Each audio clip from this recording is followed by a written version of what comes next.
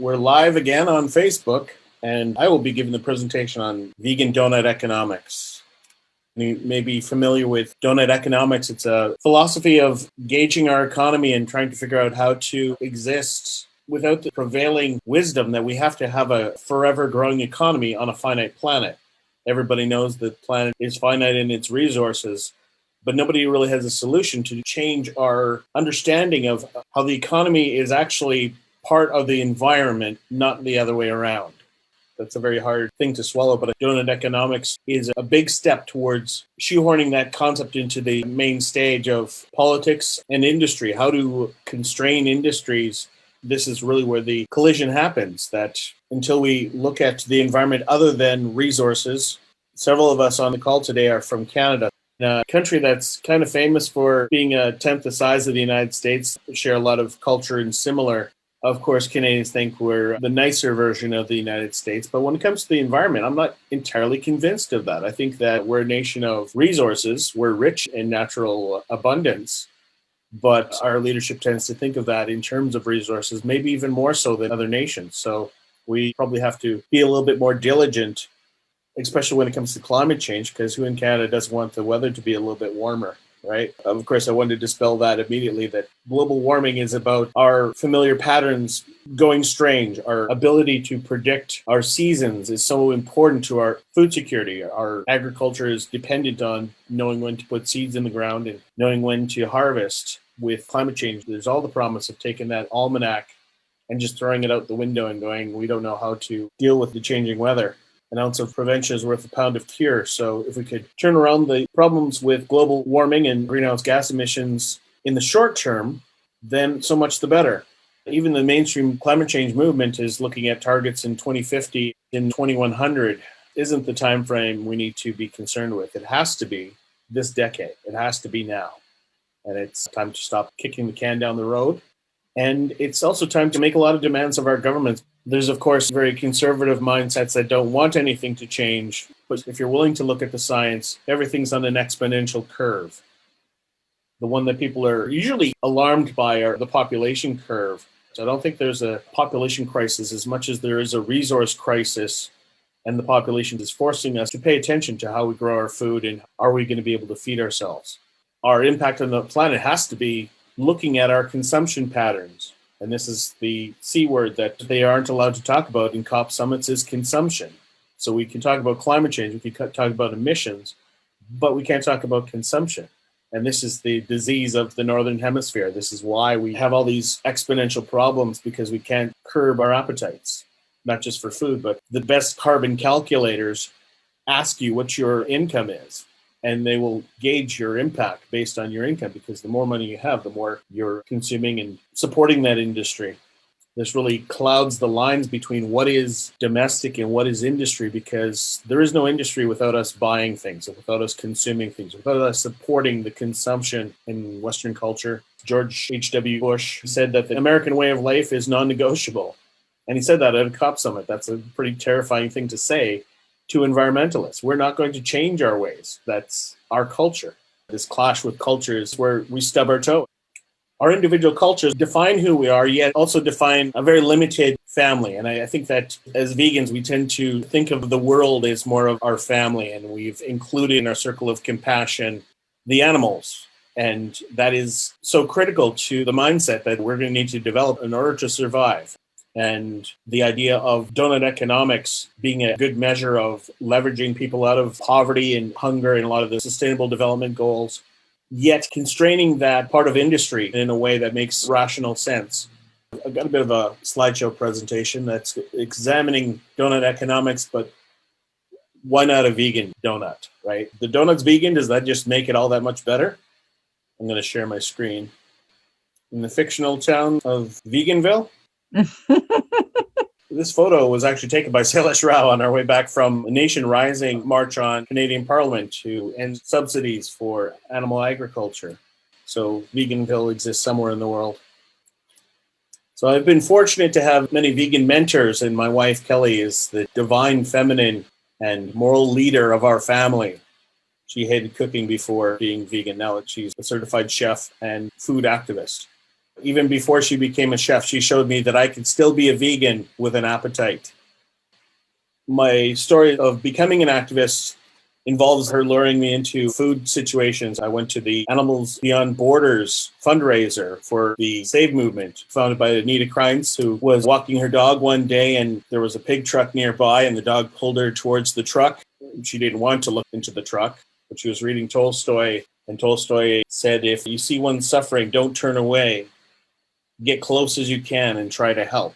And that's the inspiration for the Save movement, which now is over 1,000 chapters around the world. We got involved in Toronto Pig Save, Toronto Chicken Save, and Toronto Cow Save. And Climate Vegan, an organization that was a spin-off of the Save movement, started up after a screening of Cowspiracy. So this was January 10th, 2015. Kelly brought me to a bake sale fundraiser, which after it was this movie called Cowspiracy. So we stuck around to watch that. It occurs to me maybe that was my first vegan donut at this bake sale. This slide that you see on the screen, the greenhouse gas emissions, 13% for all of transportation. A couple of environmental scientists at the World Bank said at least 51% of emissions can be attributed to animal agriculture. Dr. Sailesh Rao's peer-reviewed paper announced that 87% of greenhouse gas emissions can be attributed to animal agriculture. And later on that summer, several of the Climate Vegan group went to get trained by Al Gore to give his climate presentation. We went to the training hoping that the Climate Reality Project would be talking about animal agriculture. And he said, don't even mention the agriculture emissions.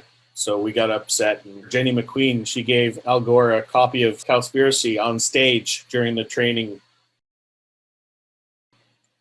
Little did I know that this is following a tradition of disrupting Al Gore's training sessions.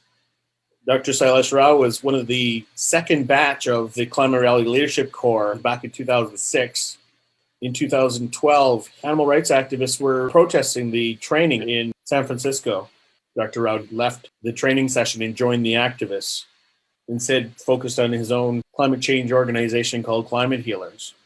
The following summer, I invited him to come to Toronto, and to my surprise, he did, to participate in the March to Close Down All Slaughterhouses. And he gave a few presentations for Animal Rights Academy and for Climate Vegan, which are still available on YouTube. Victor Hugo said, nothing has power like an idea whose time has come. There's so much of a win-win situation with veganism that it really is an idea whose time has come. So we've got this thermostat on the wall, which of course has the significance of Sailesh's theories of the human race not being diabolical and separate from nature, but actually a thermostat species, the ability of the human race to measure the temperature of the planet. No other species can measure and predict that climate crisis is happening. And nature finds a way. Take a clever ape species, and there's evidence that we have accidentally erased an ice age. This is a graphic representation that I've created that combines the Doughnut Economics radial chart with a thermostat. And these issues on the outside are the constraints of a safe living space for humanity. And on the inside is the shortfall of where those billion people who go to bed hungry every night, leverage them out of poverty and have equity in our society. So this is simultaneously trying to solve the human problems without creating more environmental problems. The part in the middle map to a lot of the sustainable development goals. Some of them map to the outside, but by and large, the sustainable development goals are trying to leverage people out of poverty, feed the world, increase global health, increase the number of people who get a quality education, find gender equality. Then it gets into more specific things like clean water and sanitation and infrastructure. In a campaign Sailesh calls Food Healers, and we've picked a sustainable development goal, hunger, and we've decided if we solve this one first, the other ones will follow. Sailesh denounced sustainable development goal number 8 as being a Trojan horse. Decent work and economic growth is the stick in the spokes that prevents all the other ones from happening. Because as I mentioned with Al Gore's presentations, he wasn't going to consider any solutions that didn't grow the economy. And I've become increasingly convinced that most organizations that are dependent on growth reject animal agriculture solutions because if we right-size our appetites, it's not going to grow the economy.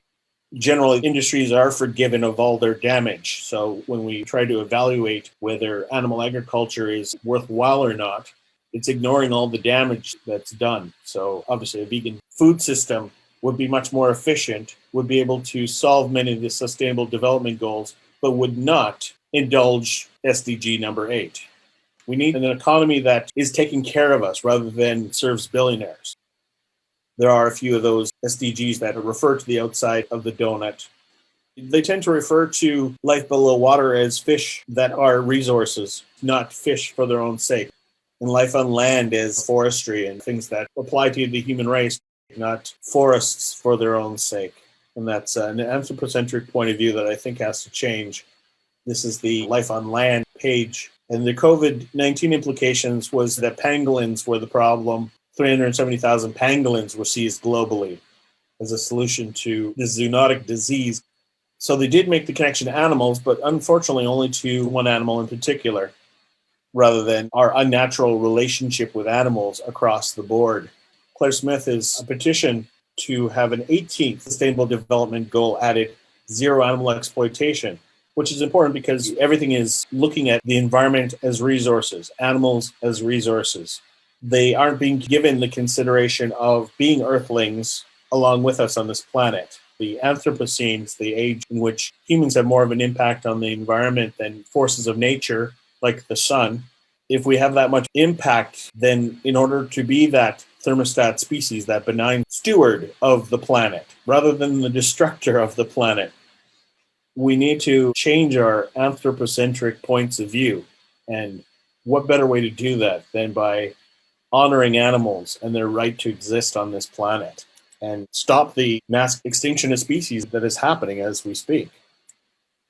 Another representation of the Sustainable Development Goals in different layers. Notice that 8 is under economy with other infrastructural issues separate from the society issues of poverty and hunger and so forth. That's Paul Crutzen over on the side. And the person that coined the term, the Anthropocene, was also one of the people who developed the Planetary Boundaries system. Johan Rockström is also part of the EAT Foundation, which teamed up with Harvard for the Eat Lancet diet. The donut, that radial graph, is a combination of those sustainable development goals in the middle, and the outside plots perfectly with another graph that's developed by a couple dozen top Earth scientists, led by Johan Rockström, that defined all the ways that the human race can have an unreasonable impact on the planet, and they've come up with 9. So these are the 9 planetary boundaries. And the important thing to recognize in this is that climate change is one of them. And it's one of the ones that has been pushed into the red. There's several planetary boundaries that are pushed into the red. They're all interrelated so that there is a possibility that they'll rapidly affect one or more of the other sectors. But they've been pushed into a space beyond which scientists are really able to measure what the results might be. I mentioned the mass extinction of species. That has been pushed far into the red, and that is a much more serious problem than climate change in some respects. Dr. Rao has noted that there's 2 published rates of extinction by the World Wildlife Fund that, if they were extrapolated, suggest that all wildlife will be gone by 2026. This is the significance of choosing 2026 as the year when we have successfully turned around our anthropocentric behaviors with a vegan ethic. I mentioned that we've erased an ice age before. This orange line here is part of a long graph that goes back 200,000 years. A scientist named Milankovitch created an algorithm that predicts all the different wobbles of the Earth's orbit, of the sun, and of the things that caused ice ages. And he plotted this against the ice core samples, and they map up pretty close enough to say that his algorithm is to be trusted. So this orange line represents that we went out of an ice age 10,000 years ago, and that we were supposed to go into another ice age about 5,000 years ago. What happened? We didn't go into an ice age, obviously. And that is the same time frame that the human race started agriculture. So this theory that we have started to put carbon into the atmosphere through our agricultural practices has been called the early Anthropocene hypothesis. Early because it started 10,000 years ago, as opposed to the orange area here. This is the last 350 years of when we were burning fossil fuels. So it's called rapid industrialization on the chart.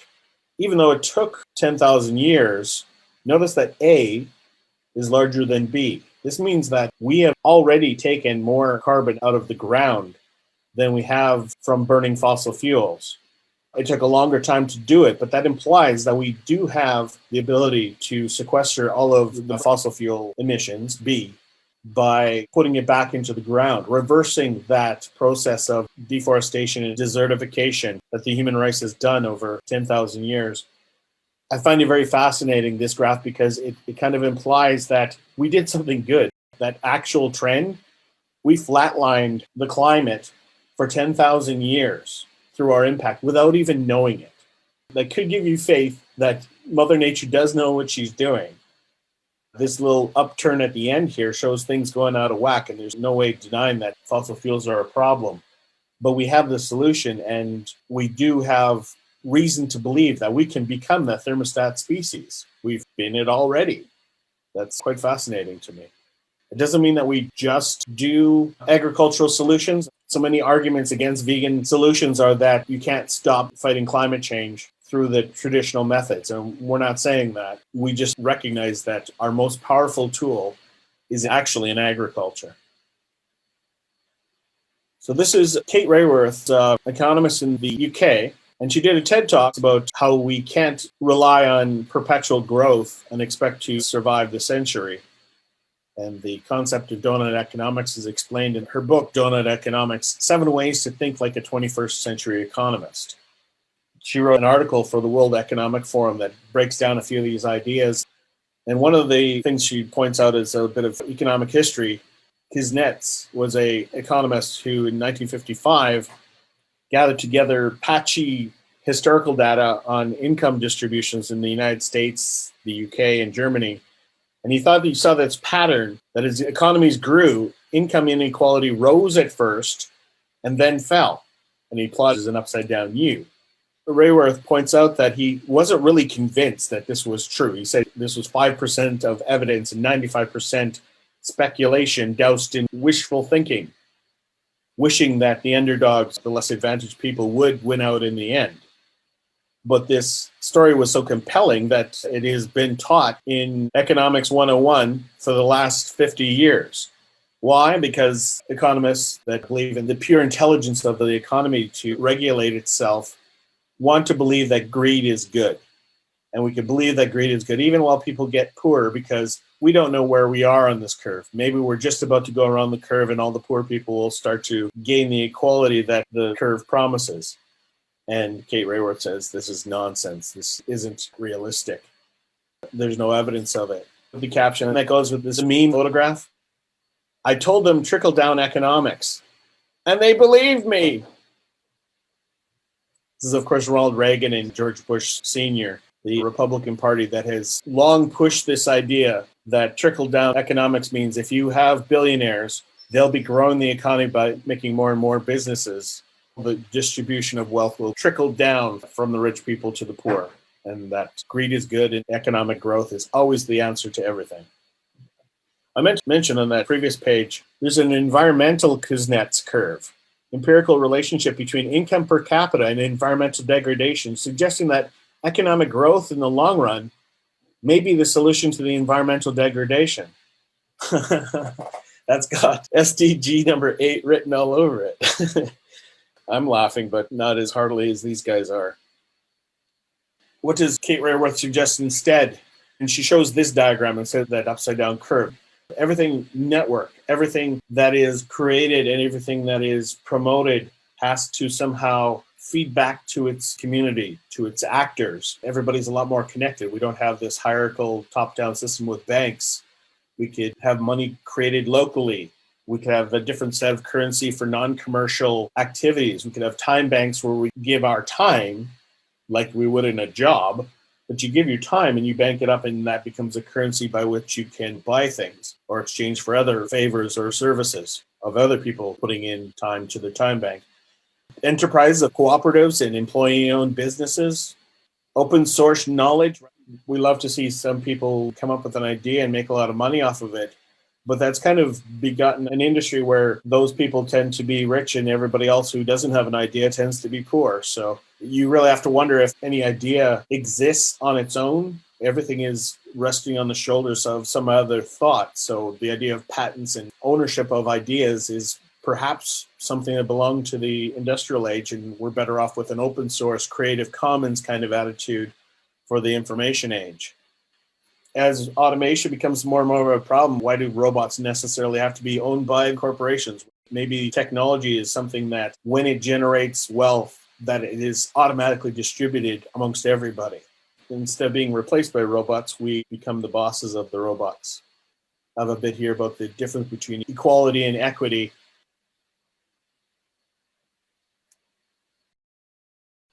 Kate Rayworth in this tweet, the donut came before the SDGs, but I drew it again after them.